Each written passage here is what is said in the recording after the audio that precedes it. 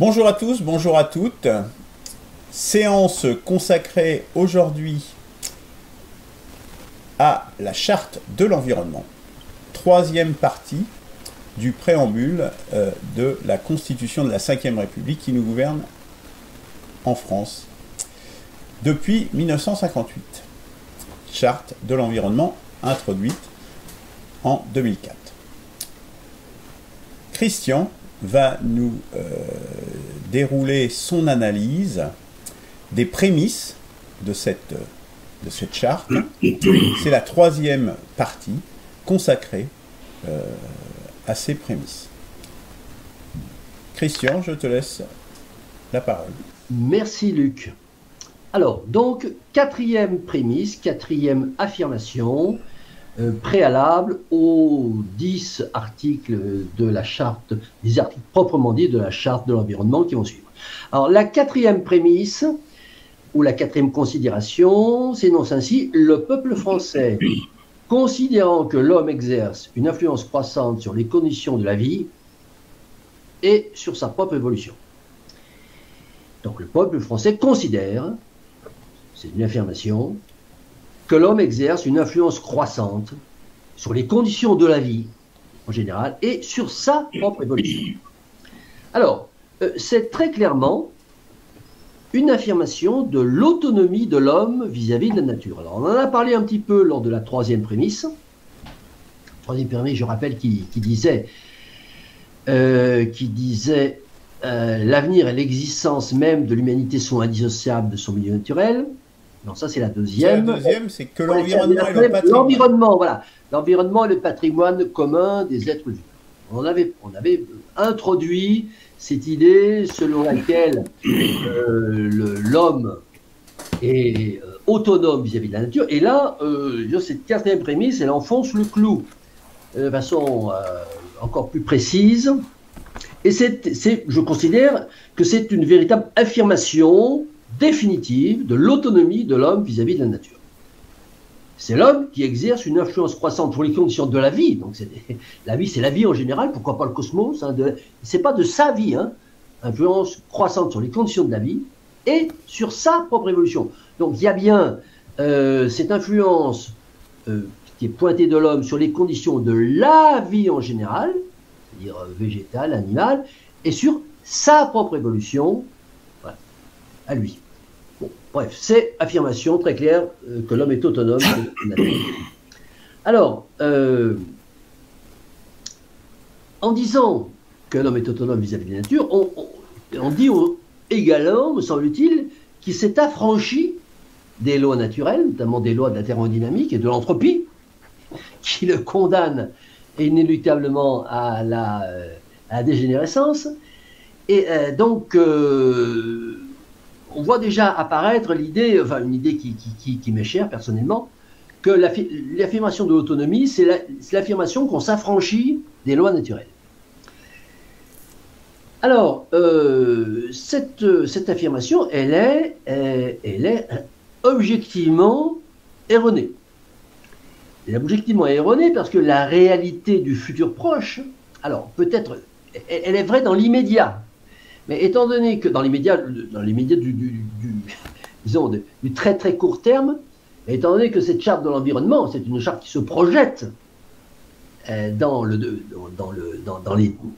années à venir, elle est particulièrement erronée, c'est une prémisse, puisque la réalité du futur proche imposerait au contraire que le peuple français considère exactement l'inverse. C'est-à-dire qu'il considère que les conditions de la vie de l'homme vont très prochainement, alors, être influencées non pas par lui, mais par des facteurs extérieurs, qu'il va être soumis à des lois ou à des règles dépendant d'une entité extérieure, c'est-à-dire nature, le cosmos, de façon plus globale. Il devrait considérer que l'homme va bientôt perdre précisément cette autonomie trompeuse qu'il pensait avoir acquise grâce à l'utilisation des ressources naturelles finies pendant la toute petite parenthèse des 2 siècles qui sont en train de s'achever, qui conduisent à leur épuisement inéluctable et définitif, épuisement de ces ressources naturelles finies.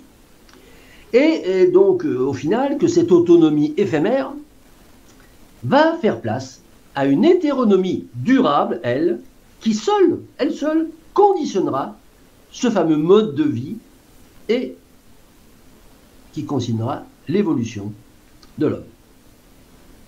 Donc, au niveau de notre audit et au niveau de la notation qu'on peut apporter à cette prémisse, moi je propose tout simplement un veto pour affirmation contraire à la vérité. Alors j'en ai fini avec la 4e prémisse, j'ai fait ensuite la 5e, la 6e. Je ne sais pas si, je pense qu'il vaut mieux peut-être, comme on a fait lors de la dernière séance, commenter cette 4e prémisse avant de passer à la 5e. Oui, ça me semble de bonne loi, effectivement, parce que ton intervention et ton veto m'interrogent un peu, je dois bien le dire. Voilà.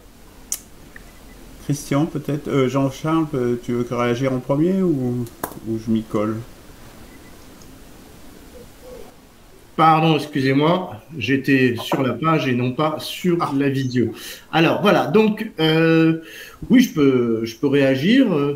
Je m'interroge sur le contresens. Je pense qu'il y a d'utiliser le terme autonomie à la lecture de cette phrase. Le fait d'exercer une influence sur quelque chose ne démontre absolument pas que la personne qui exerce une influence, importante ou pas, hein, là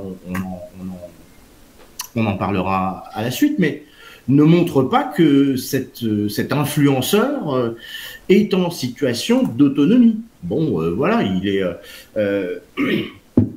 y a une espèce d'interaction, c'est-à-dire que dans cet écrit, ce qu'il faut voir, c'est que à différents endroits, on voit que tous les cris, enfin les prémices de cette charte d'environnement expriment parfois honnêtement la dépendance de l'humanité par rapport à son milieu naturel, et là on peut n'être que d'accord, et parfois, et c'est là que ça peut poser question, de voir que l'être humain s'arroge, par exemple dans l'article précédent, le fait que l'environnement serait son propre patrimoine et donc s'attribuerait des choses sur la nature. Et là, moi, j'ai pas l'impression que dans cet alinéa, enfin non, pardon, oui, c'est un alinéa, que l'homme exerce une influence croissante sur les conditions de la vie et sur sa propre évolution, la propre évolution donc de l'environnement. Bah, écoutez, oui, on peut avoir cette posture de dire, mais ne pas dire que cette ligne parle d'une autonomie. Non, c'est un constat d'une influence, on aurait pu mettre une interaction, etc.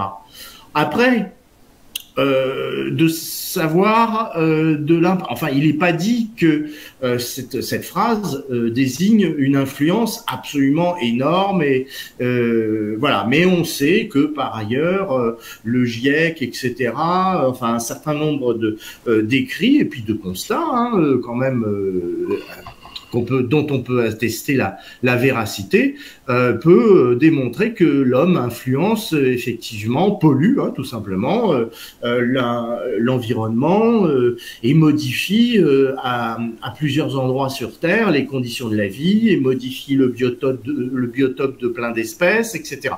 Donc non, oui, le fait de polluer ne veut pas dire que la personne qui pollue est autonome. Voilà, je ne suis pas Christian sur ce terme-là. Voilà. Après, on peut effectivement parler de l'importance de cette influence, mais là, c'est rentrer dans un détail qui n'est pas notre objet. Voilà. Merci Jean-Charles. Bien, écoute, tu m'enlèves en définitive la remarque que je souhaitais faire justement sur ce terme d'autonomie qui n'est pas écrit, qui n'est pas cité. Mais au fait, ton intervention m'a permis en fait de prendre du recul par rapport à ça et de peut-être mieux entrevoir ce que souligne Christian, et souligne d'autant plus qu'il y met même un veto. C'est ce terme, en fait, l'homme exerce une influence croissante. Alors c'est clair qu'il n'y a pas le mot autonomie, mais quelque part, il y a bien cette déconnexion de l'homme vis-à-vis du cosmos, vis-à-vis de la nature, vis-à-vis du reste de l'univers. Puisque on se met à part en disant, ben on influe, c'est factuellement vrai, mais c'est factuellement vrai peut-être justement à court terme. Et que cette influence croissante ne pourra pas durer. Et c'est en ce sens, je pense, que Christian veut dire qu'il y a une forme en fait d'autonomisation ici de l'homme par rapport à la nature. Je crois que c'est en ce sens-là qu'il le dit. Alors c'est vrai que c'est un petit peu tiré, mais c'est pas complètement faux. Et du coup, si on se passe dans cette perspective, effectivement, on peut dire que cette influence ne pourra pas être croissante éternellement. Voilà.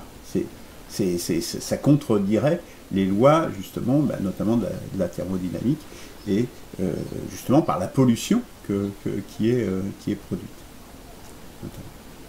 Et l'usure de la matière et de l'énergie. Voilà, donc pour un petit peu... Alors, est-ce qu'on a un veto à ce titre? Bon, ça me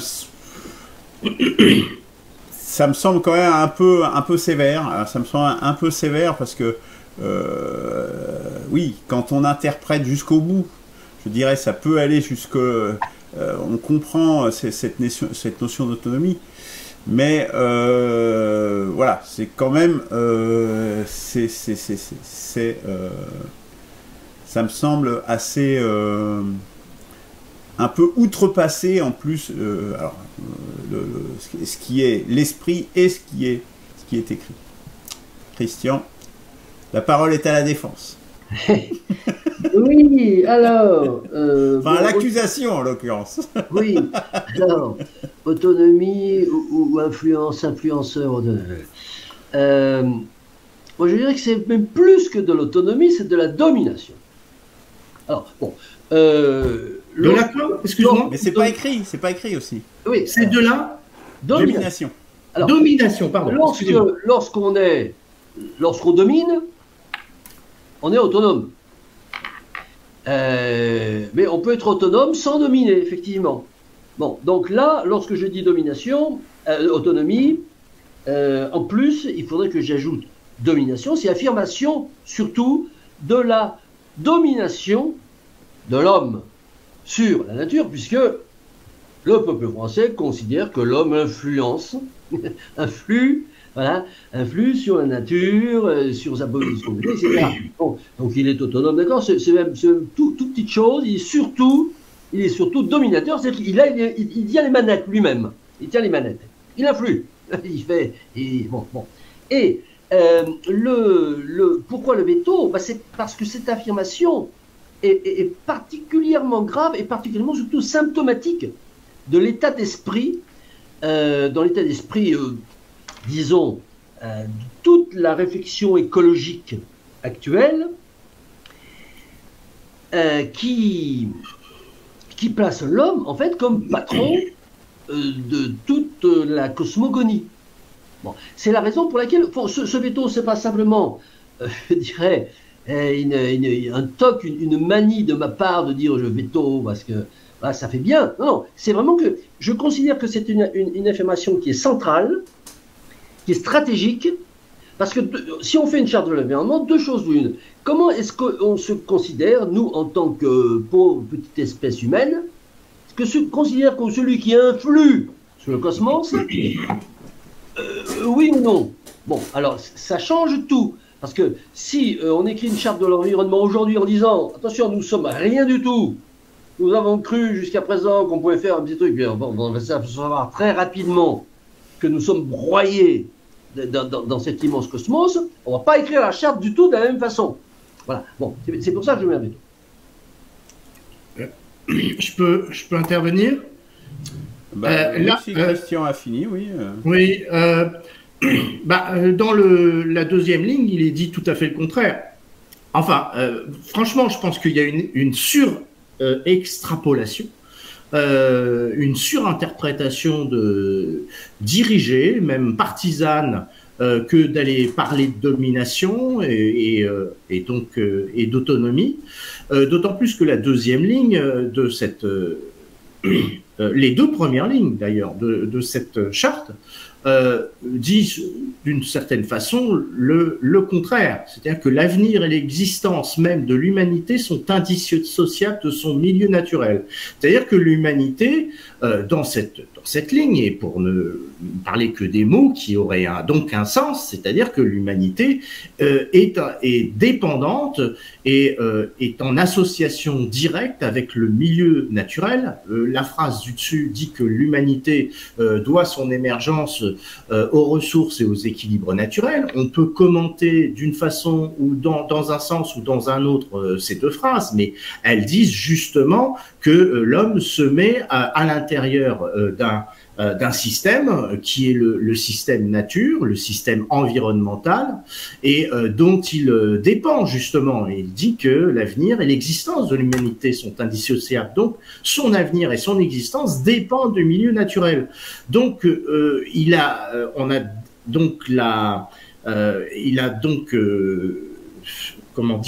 posé un genou à terre en respect de cet environnement, en disant qu'il est dépendant d'eux. Et dans cette phrase que nous sommes en train de commenter, on peut pas dire que parler d'influence démontre une autonomie, encore moins une domination. Je suis désolé, mais un poisson dans son bocal, il influence l'eau dans laquelle il fait ses besoins. Enfin, je veux dire, il y a... tout le monde influence tout le monde et il est difficile, et c'est toujours le problème lorsqu'on tente de parler de soi-même, en l'occurrence là c'est l'homme qui parle de lui par rapport à un méta-système qui est la nature. Donc c'est toujours difficile, effectivement, on peut toujours accuser la personne de se mettre de côté parce qu'elle parle d'elle dans un contexte plus général. Donc là c'est une accusation due à la rhétorique nécessaire que de parler de l'homme par rapport à l'environnement. Bah non, il parle de lui, oui, puisque c'est l'objet et c'est sa préoccupation. Pour tout le reste, c'est tout ce qui va suivre. Non, je suis désolé, j'adhère absolument pas à cette extrapolation caricaturale de l'intention de cet écrit. Voilà. Et la conclusion, c'est quoi alors? La conclusion, c'est qu'il faut prendre la phrase telle qu'elle est écrite, c'est que il est bien de dire que l'homme exerce une influence. Oui, effectivement, on peut pas dire le contraire. D'un point de vue scientifique, un objet à l'intérieur d'un système exerce une influence par rapport à ce système, ne serait-ce que par les lois de la gravitation. Enfin voilà, c'est comme ça que je le prends. Voilà. Alors, j'ai demandé la parole parce que en définitive, bon. J'ai essayé de comprendre, en définitive, d'analyser pourquoi Christian parlait d'autonomie. Admettons qu'on puisse aller dans cette direction. Mais quelque part, ce que tu cites, Jean-Charles, montre bien, en définitive, toute la contradiction, en acceptant, au moins sur l'aspect autonomie, toute la contradiction qu'il y a dans la rédaction de cette charte, en définitive. Puisque, d'un côté, on dit bien, bah oui, nous sommes dépendants de la nature, on dépend des équilibres naturels, et on ne peut pas faire autrement. Ça, c'est un fait. Et puis, de l'autre côté, on dit, on influence Mais ce qui est important, et je pense que le mot qu'il ne faut pas négliger, c'est influence croissante. C'est-à-dire comme si cette croissance était justement indéterminée, indéfinie et permanente. C'est le mot qui change tout. Il y aurait influence tout seul, mais là c'est l'influence croissante, comme si c'était comme ça et que ça allait durer.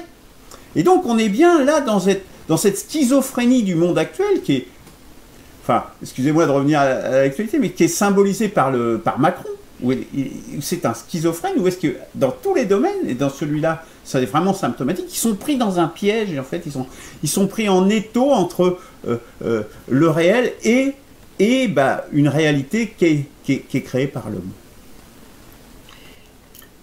Ouais, l'article juste avant, que l'environnement est le patrimoine commun des êtres humains, là, il y a un crime d'anthropocentrisme.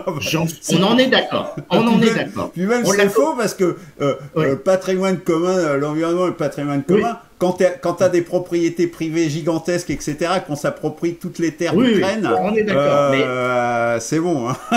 Oui, mais il y a un crime d'anthropocentrisme dans la troisième proposition de la charte. À minimum. Mais dans les autres, là, tu pointes le mot le mot influence. Je m'en tiens à ce que j'ai dit précédemment.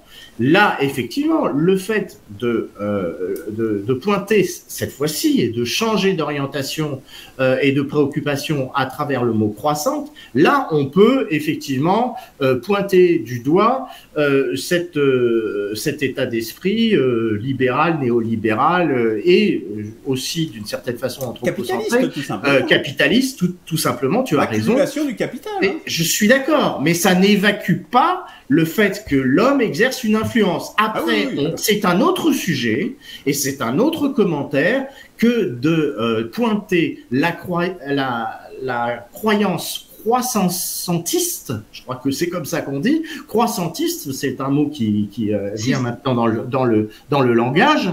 Cette croyance, effectivement, est à pointer. On est d'accord. Mais le fait que l'homme exerce une influence, c'est absolument incontestable et on ne peut pas mettre un veto ou même extrapoler sur cette affirmation. Après, on peut parler du mot croissance et de l'état d'esprit des gens qui ont rédigé cette charte avec cette vision que l'homme sera toujours dans un axe d'expansion qui va influencer de plus en plus justement cette nature et il y a plein de gens qui actuellement sont en train de dire que mon coco, monsieur l'homme, tu vas effectivement déchanter puisque ta puissance va décliner vu que etc. pic pétrolier, pic machin, etc. Enfin tout ça c'est un autre débat. Mais sur l'influence, je reste sur mon commentaire. D'accord. Christian Leroux ? Oui, je pense qu'il faut pas avoir peur de rester longtemps sur cette affaire, parce qu'elle est centrale.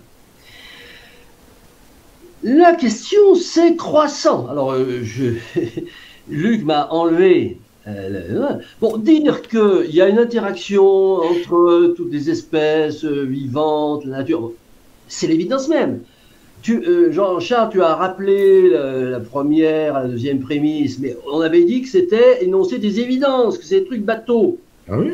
Voilà. Alors, donc, ça n'a strictement aucun intérêt de dire il y a une interaction entre. Bon, c'est la définition d'écologie. L'écologie, c'est l'étude des lieux et conditions d'existence des êtres vivants et des relations qui s'établissent avec leur environnement. C'est la définition d'écologie. Voilà, bon. Donc, ça là, dire que l'homme a une influence sur son milieu, ça n'a strictement aucun intérêt. Bon, mais cette prémisse, elle ne dit pas ça. Elle dit que l'homme a une influence croissante. C'est-à-dire que plus ça va, et c'est là que ça change tout. Donc, je répète, quitte à rabâcher, s'il n'y avait pas le mot croissant, j'évacuerais cette quatrième prémisse en disant, voilà encore, on enfonce des portes ouvertes, mais là, croissant, ça veut dire qu'il y a un. C'est-à-dire, voilà, le peuple français considère qu'il y a une chose extrêmement importante, nouvelle, c'est que l'homme, depuis, alors on ne dit pas depuis quand, il exerce une influence croissante, on ne sait pas où ça va s'arrêter. Alors, il y a sous-entendu, bien entendu, que ça ne va jamais s'arrêter, que l'homme est le roi de l'univers, qu'il exerce une influence croissante, qu'il change le climat, qui change les espèces biologiques, on verra plus tard, dans la prémisse, qui change aussi le progrès des sociétés, qui change le bien-être humain. Ben bon, il fait tout. Et donc, cette veto que je mets, c'est de dire que c'est faux. C'est faux parce que c'est vrai aujourd'hui, mais tout de suite demain, dès demain, c'est le contraire qui va se passer. Voilà. Bon. Et donc, affirmer ça à l'influence, parce que toute cette charte est basée sur l'idée que l'homme exercera de façon définitive une influence croissante sur tout le cosmos. Bon, et c'est encore l'anthropocentrisme, la domination, l'autonomie, tout ce que tu veux, tu mets tous les mots que tu veux, mais c'est une idée qui est insupportable ou qui est fausse. Alors, là aussi le mot qu'on veut, c'est une idée contre laquelle je fais barrage de mon corps, de mon esprit, que je m'insurge contre cette idée que on va baser tout un corpus législatif sur l'idée que l'homme exercera de plus en plus une influence croissante sur son environnement. Voilà. Bon. Et donc, conduire les affaires juridiques de tout un peuple sur cette base éthique, voilà, bon, et bien, voilà, je dis qu'on est on est dans le mensonge. Vas-y Jean-Charles, je prendrai la parole après écoute, parce que c'est complémentaire si ce que je dis en fait. Si c'est si important, on va continuer sur cet échange, mais je suis désolé, mais il faut lire les mots pour ce qu'ils disent. Et encore une fois, j'évacue absolument les intentions et les interprétations sur le mot influence. Mais si maintenant on se focalise sur le mot croissant, il n'est pas dit dans cette phrase que ça ne s'arrêtera jamais, que l'homme se destine à avoir cette influence de façon croissante, etc. On sait bien que certains rédacteurs ou certains lecteurs auront peut-être cet état d'esprit, mais ce n'est pas dit dans la phrase. On ne peut nier que avec l'homme, depuis qu'il existe, et en particulier depuis l'ère industrielle, puisque c'est en général les courbes d'activité humaine, de pollution, de prélèvement des ressources, etc., se sont asymptotisées depuis les années 1800, voilà. Donc, on peut quand même, de façon honnête et en se référant à des données objectives, constater que l'homme, depuis une période récente, influence de façon croissante jusque-là, jusqu'au moment où on écrit. Mais on ne sait pas, ça c'est ta croyance. Il y a la croyance. Mais on est sans doute d'accord, Christian, sur le fait que ça soit terminé. Mais le fait d'écrire que l'homme exerce une influence croissante ne veut pas dire, en l'écrivant, ne donne pas fait et cause à celui qui pense que ça va se calmer ou fait et cause à celui qui pense que ça va continuer. C'est un constat, depuis les années 1800, etc., l'homme exerce une influence croissante. Voilà, c'est tout. Après, on met un point à cette phrase et puis on s'en tient là. Après, effectivement, on peut extrapoler encore et faire un procès d'intention à ceux qui pensent que ça va continuer ou à ceux qui pensent que ça va se calmer. Là, c'est un autre débat. Mais cette phrase n'en parle pas. Elle n'utilise pas le futur et vous attribuez des intentions et vous faites un procès d'intention justement à cette phrase. Je suis désolé, mais franchement, j'adhère absolument pas à ces constats. Alors, à moins que tu veuilles prolonger tout de suite là-dessus, Christian, parce que moi, je peux attendre. Non, je peux attendre. Parce que moi, je vais étendre un peu le truc. Donc, bon, juste par rapport à ce que tu viens de dire, Jean-Charles, il y a quand même deux choses. C'est vrai, c'est incontestable, le verbe est au présent. Exerce une influence, c'est pas exerce et exercera une influence croissante.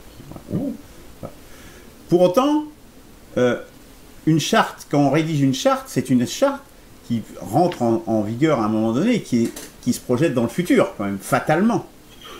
Donc, même si c'est au présent, quand on fait un texte législatif, c'est forcément pour qu'il s'applique dans le futur, au moins dans le futur proche. Hein, ça c'est. Et en plus, c'est le peuple français considérant. C'est-à-dire qu'il considère que c'est comme ça, que c'est un fait qui est... C'est pas... Ça aurait pu être le peuple français constatant. Tu vois, ça aurait pu être constatant. Constatant que, effectivement, tu vois, on fera un catalogue de choses de l'existant, tu vois. Considérant, ça veut dire, on considère que c'est comme ça et puis que ça peut pas être autrement. Tu vois, c'est comme même la différence. Non, c'est pas ce que dit la phrase non plus. C'est pas ce que dit la phrase. Le peuple français considérant que non. Le tout début, Mais ça commence comme ça. Excuse-moi, mais ça n'empêche pas que lorsque tu écris que l'homme exerce une influence croissante, ça n'empêche pas que il y a deux intentions et deux prolongations à cette phrase. Ceux qui auraient l'intention de maintenir cette croissance et ceux qui auraient l'intention de la diminuer. Mais cette phrase ne le dit pas. C'est-à-dire que le peuple français peut prendre des dispositions en vue d'une décroissance ou peut prendre des dispositions en vue d'une croissance. Mais la phrase ne le dit pas. Bah, voilà. Je pense que cette ambiguïté, justement, relève de la contradiction dont je parlais tout à l'heure. On le verra dans les articles qui suivront, de savoir quelle est l'intention des rédacteurs. Mais là, sur cette prémisse, on ne peut pas conclure à l'intention. Au moins, on peut être d'accord sur le fait que ça ouvre la porte à ces deux interprétations. Ah bah oui, mais ça c'est déjà bien. Voilà. Bah bien, je suis pas sûr, justement. Ah bah oui, décroissance ou croissance, c'est ça le problème. L'idée, justement, des textes, c'est qu'ils évitent, justement, d'être ambigus et interprétables de façon si divergente, je dirais. Et puis, il y a un autre point sur lequel je voudrais venir et peut-être prolonger le débat. Parce que, en fait, on s'est concentré beaucoup sur une influence croissante sur les conditions de vie. Mais n'oublions pas la deuxième partie, qui est pour moi encore plus terrible. Exerce une influence croissante sur sa propre évolution. C'est-à-dire que là, on est clairement dans le futur. Là, tu peux me dire ce que tu veux, on est clairement dans le futur. Et là, on dit quoi? Sa propre évolution. C'est-à-dire qu'on ouvre la porte à tout ce qui est le transhumanisme et toutes ces choses-là. C'est ça qui est écrit là. Sa propre évolution. Si. Que l'homme exerce une influence croissante sur sa propre évolution. On ne peut pas empêcher l'homme de vouloir maintenir son évolution. Et ça ne veut pas dire, encore une fois, vous êtes en train d'interpréter, d'attribuer des intentions. L'évolution de l'homme, ça peut ne pas être le transhumanisme. Arrêtons de vouloir faire un tribunal qui n'est pas justifié. Non, là c'est d'autant plus justifié. Pourquoi tu fais des enfants que le rédacteur principal est Yves Coppens, quelqu'un qui est un spécialiste de l'évolution des espèces. C'est-à-dire que quand on parle ici d'évolution, c'est pas l'évolution, j'ai une trajectoire en libre des avions ou des trucs comme ça. Je pense que là, on parle réellement de l'évolution de l'espèce. De sa propre évolution, et on parle de l'homme. Honnêtement, si tu lis stricto sensu, c'est ce que ça veut dire. Hein. Mais non, vous pensez, vous interprétez, mais franchement... là, je pense qu'il n'y a vraiment aucune interprétation, là. Hein. Aucune. Mais écoute... Bon, moi j'ai dit ce que j'avais à dire, mais franchement, je suis en totale opposition, quasiment, puisque là, tous les termes, vous les interprétez de façon, je sais pas, partisane. Franchement, là, moi, je lis ce que les choses sont... Les mots ont un sens, quoi. Voilà, c'est mon attitude. Justement. Alors. Christian, pour conclure, allez. Oui, je vais changer de registre un petit peu, là. Bon, d'abord, je voudrais dire à Jean-Charles que c'est pas en disant je suis contre, je suis pas d'accord, on peut le dire, mais faut surtout, alors tu apportes des arguments, c'est vrai, mais je pense que tu peux te contenter d'apporter des arguments sans dire je suis pas d'accord. Ça c'est juste un passage. Oui, enfin, ça t'arrive aussi, hein, et lorsque tu dis que tel ou tel propos est confus et que si, etc. Non, je suis désolé. Je vous arrête. J'arrête je reviens sur l'affaire d'intentionnalité. Tu dis, Jean-Charles, que je fais des procès d'intention, que lorsque je dis que j'interprète, il n'est pas question d'intentionnalité. Je ne m'intéresse pas du tout à l'intention qu'il y a derrière et ce que ça va donner ensuite. Je dis que c'est quelque chose qui n'existe pas. C'est-à-dire que en disant l'homme exerce une influence croissante, je ne m'intéresse pas du tout à l'intentionnalité qui est derrière. Je dis que la phrase est fausse tout simplement parce que ça n'est pas vrai. C'est tout. Voilà, ça n'a rien à voir avec l'intentionnalité. De toute façon, on s'aperçoit, alors là, si tu veux anticiper sur ce qui vient derrière, on s'aperçoit qu'il n'y a rien derrière. Mais bref, bon, donc, c'est pas du tout que je fais un procès d'intention. Je leur dis, attendez, parce que si vous dites ça, c'est que vous dites ça parce que vous allez pouvoir en conclure ça. Non, c'est que vous dites quelque chose qui est tout simplement faux. C'est faux que l'homme exerce une influence croissante. Voilà. Tu sais que c'est enregistré, hein. Tu sais que c'est enregistré. Enfin voilà, moi je ne comprends pas là. L'homme n'exerce pas d'influence croissante sur son environnement. Il a mis bémol, il a mis sauf à exercer à très très court terme. Il a exercé une influence croissante depuis 2 siècles. C'est-à-dire si tu prends, on va dire Homo sapiens, on va pas remonter aux hominidés, donc disons 300 000 ans, et bien pendant 300 000 ans, c'est pendant simplement, même pas 2 siècles, moins 170 ans, que l'homme a exercé une influence croissante sur tout le bazar qui nous parle, c'est-à-dire les conditions de la vie et puis sa propre évolution. Et là, il a influé, oui. Bon, mais c'est une parenthèse très courte qui est en train de s'arrêter, et disons, le système originel, c'est-à-dire naturel, va reprendre le dessus, peut-être même avec un retour de balancier plus fort. Bon, mais donc, c'est que de dire que la bulle, la parenthèse très éphémère de ces 2 derniers siècles, c'est une loi qui va présider à l'avenir de la charte de l'environnement. Au contraire, une charte de l'environnement aujourd'hui, elle doit partir du principe contraire. C'est-à-dire qu'il y a justement, pendant ces 2 derniers siècles, il y a eu disons, une variation anormale de la courbe de l'évolution depuis 300 000 ans, liée à la prédation des ressources naturelles finies, enfin bref, la société industrielle, que ça c'est une parenthèse, et que l'homme, justement, le peuple français qui est très intelligent, il a vu ça, il a considéré, ah oui, ça va s'arrêter, et donc on va faire une charte de l'environnement compte tenu de ça. Lui, il tient compte du contraire. Il tient compte que ça va durer. Voilà, bon, après, les intentions, j'en sais rien. De toute façon, l'affirmation, elle est fausse. La bonne affirmation, c'est de dire, aujourd'hui, je fais une charte de l'environnement, et dans mes considérations, la première considération que je fais, c'est de dire que l'influence que l'homme a exercée depuis 2 siècles sur les conditions de la vie et sa proposition, c'est boum, c'est terminé. Ben là, on part sur des bases réelles, intéressantes, et on va construire une vraie charte. L'argument de la parenthèse me fait sourire parce que tu prends un château en Espagne, tu envoies les bulldozers. C'est vrai que le temps du bulldozer pour foutre en l'air le château en Espagne, c'est une parenthèse très courte dans le temps, mais bon, c'est une parenthèse qui a des conséquences. Voilà, bah, donc je suis désolé, mais l'argument de la parenthèse aussi, je ne le retiens pas. Je suis désolé, l'influence est croissante, qu'on prenne le début de l'humanité ou qu'on prenne les 2 derniers siècles, c'est une influence qui est substantiellement croissante. Voilà, je n'en sors pas, je ne sortirai pas de ce constat, et d'aller dire que c'est faux, bon, bah, c'est comme vous voulez, hein, mais je m'autoriserai encore de dire que je ne suis pas d'accord, et pourtant j'ai des arguments, et voilà. Je vais m'arrêter là parce que franchement, je ne comprends pas. Moi, je voudrais dire à Christian que l'influence croissante, il ne faut pas faire d'erreur à ce sujet. Hein. Elle certes, dans une croissance exponentielle, les derniers éléments, les éléments les plus proches, sont les plus spectaculaires. Mais l'influence croissante démarre réellement avec le néolithique.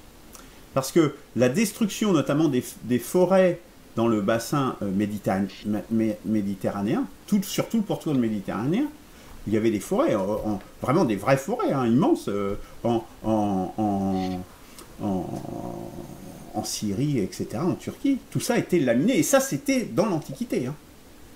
Et je t'avais envoyé d'ailleurs une courbe là-dessus sur la croissance qui est exponentielle, et avec une exponentielle qui s'est encore exponentialisée, encore plus, entre du néolithique, du début du néolithique jusqu'à l'âge de bronze, et puis après l'âge de bronze, on est encore à une exponentielle d'un coefficient supérieur. Et depuis, on est là-dessus, et c'est sur la croissance de la population. Où on peut voir aussi, la France, par exemple, était couverte de forêts. La Gaule était couverte essentiellement de forêts. La forêt d'Yvelines, par exemple. La forêt d'Yvelines, et les Yvelines le département des Yvelines était couvert entièrement de forêts. L'invention de la campagne Et nous sommes aujourd'hui en France submergés par la campagne. Il y a plein de campagnes partout. Hein. C'est un environnement artificiel. Donc voilà, il faut bien faire attention à ça. Certes, les derniers moments d'une croissance exponentielle sont très spectaculaires, puisque c'est propre des croissances exponentielles, justement. C'est que ça se multiplie sur un laps de temps. Sur le même laps de temps, ça se met à croître de façon gigantesque. Mais ce processus a démarré bien avant. Hein, je crois qu'il faut en être vraiment conscient. Hein. Bon, je m'écarte un petit peu là de notre analyse. Non, on ne s'écarte pas, non. On s'écarte pas, et c'est un sujet d'ailleurs qu'on a déjà abordé. Tu m'as envoyé des documents, et ce serait bien dans le cadre d'une autre émission, on en parle. En fait, c'est une question de sinus. Hein, tu fais la courbe. Voilà. Bien sûr que à partir du néolithique, c'est le principe néolithique, l'homme a quitté, disons, l'état complètement sauvage, et il a commencé à domestiquer un certain nombre de choses. Et donc, il y a eu une influence. Alors, l'influence, même dans le milieu sauvage, elle existe. Hein, les dinosaures, ils ont influé pendant 160 millions d'années sur la faune et sur la flore. Mais c'est une influence qui est régulée, je dirais, par les lois de la nature, et on va dire qui est voulue par la nature. Donc, à partir du néolithique, ça change, effectivement. L'homme commence à externaliser ses envies. Bon, bon. Après, c'est une question de sinus. C'est-à-dire que les forêts dont tu parles, la France recouverte de forêts, il n'y a pas encore pas très longtemps. Hein.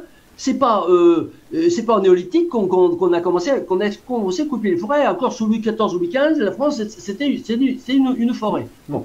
Donc, il s'agit de savoir qu'effectivement, depuis le néolithique, il y a une influence croissante, peut-être pas. À partir du moment où le sinus est 0,01, on n'appelle pas ça croissant. Hein. C'est presque du durable, c'est presque de l'état stationnaire. Enfin bref, voilà. C'est pour ça que je parlais des forêts dans le bassin méditerranéen. Oui, mais je suis d'accord sur l'idée générale. Après c'est une idée, c'est une question de pourcentage. Voilà. Mais bon, je pense qu'on peut passer. Voilà, j'aimerais. Enfin, je voudrais faire une incise sur le fait qu'il y a effectivement de nombreux ouvrages qui parlent du temps des défricheurs. Et il n'y a pas que dans le bassin méditerranéen, le bassin, enfin tout, voilà. Mais les défricheurs, c'était vraiment une catégorie d'ouvriers, d'hommes qui ont défriché effectivement le territoire, et on ne parle pas que de la France, enfin, etc. Bon, ça c'est une chose. Je voudrais revenir sur justement l'incise que Christian a faite au sujet des dinosaures, et de justifier leur influence et de la cantonner au fait que c'était un cycle naturel après tout, etc. Mais ce faisant, Christian, en prolongeant sur l'homme qui aurait externalisé, je ne sais comment, parce que pour l'instant l'homme fait partie de la nature malgré tout, puisqu'il est un élément de la planète, on sent quand même dans ce discours que l'homme a une dimension particulière dans cette évolution. Et justement, là, il y a une contradiction de la part de Christian, puisque en fait, l'homme, en disant ça, vous validez le fait que l'homme puisse se mettre dans une situation un peu particulière dans cette rédaction de l'environnement, et de se mettre plus ou moins d'une certaine façon à part de la nature, et de se mettre et de s'extraire de cet environnement et de le considérer de façon externe. Bon, moi je pense que c'est pas vraiment une bonne chose, mais ça fait partie de l'esprit du temps, et sans doute est-ce la motivation, la base idéologique à partir de laquelle cette charte a été écrite, c'est-à-dire que l'homme a une position particulière par rapport à la nature. On peut commenter cette affaire, mais encore une fois, là, ça justifie la rédaction, la façon dont l'homme se parle de lui-même dans cette rédaction, et le positionnement de cette rédaction. Voilà.